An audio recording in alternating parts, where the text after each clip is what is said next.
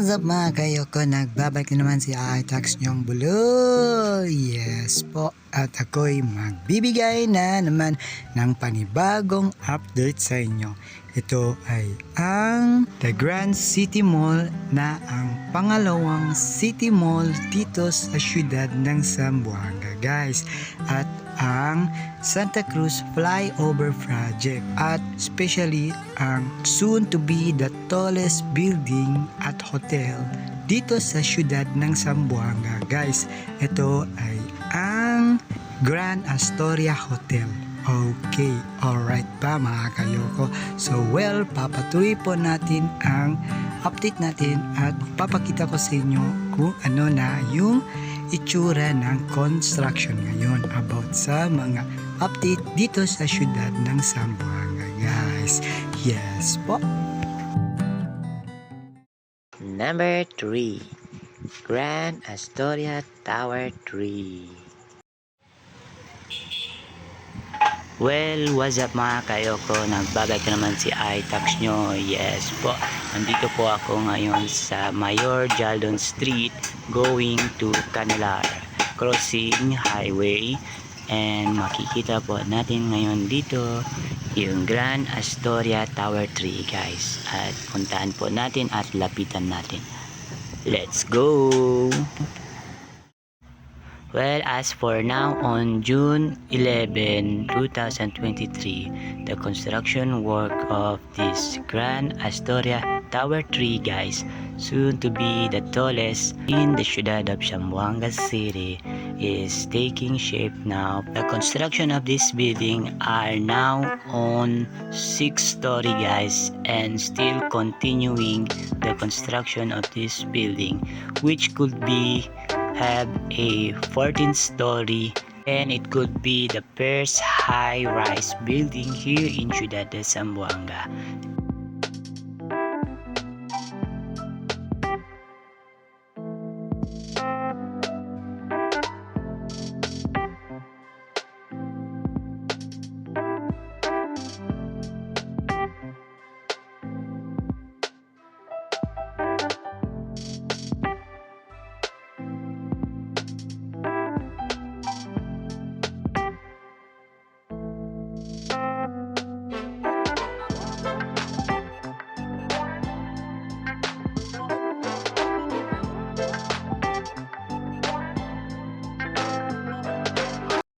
Number 2, the Grand City Mall Guiwan. Well, what's up mga kayoko? At andito na naman tayo sa Grand City Mall Guiwan. As for now, on construction update, guys, dito sa City Mall na ito, ang pangalawang City Mall dito sa siyudad ng Zamboanga, which could be the biggest and largest City Mall dito sa siyudad ng Zamboanga at entire the Mindanao, na mayroong 1.4 hectare lot at 2-story building and 1 basement parking lot, guys. Yes po.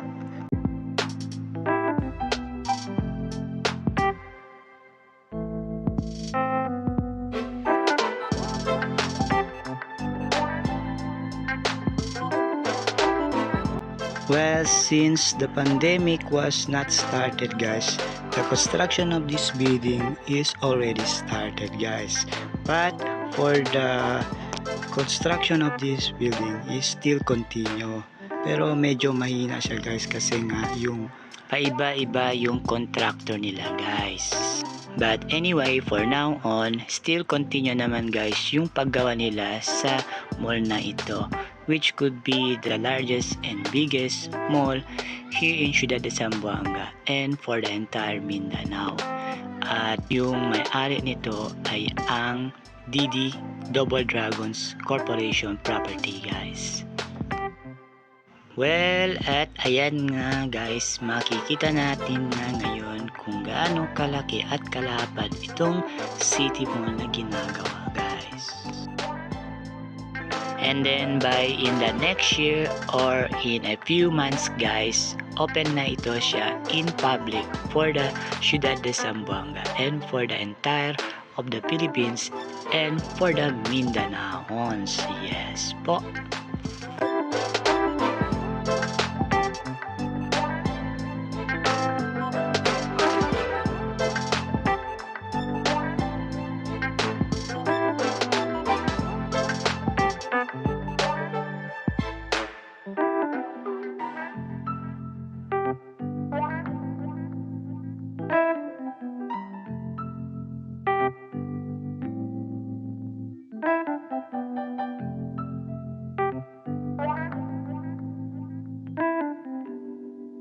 Number 1, Santa Cruz Flyover Project.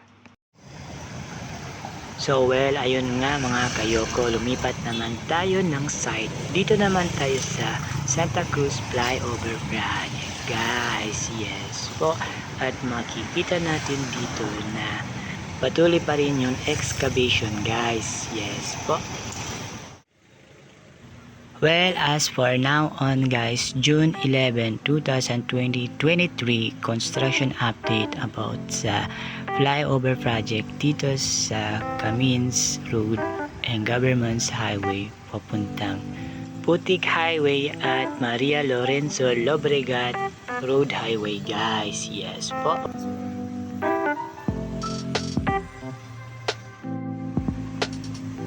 At itong bandang tinatayuan ko guys, na i-expand po nila tong lugar na ito para medyo maluwang yung daanan dito guys. Medyo masikip po ito eh.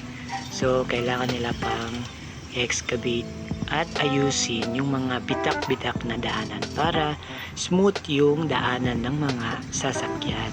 Yes po. So ayan nga mga kayoko, andito na tayo ngayon sa Premier El Arcada Mall Complex. Ayan, ditong banda to guys, ang simula ng second phase of Column Bridge, which could be na patatayuan or lalagyan ng gilder para sa flyover project guys. Yes po.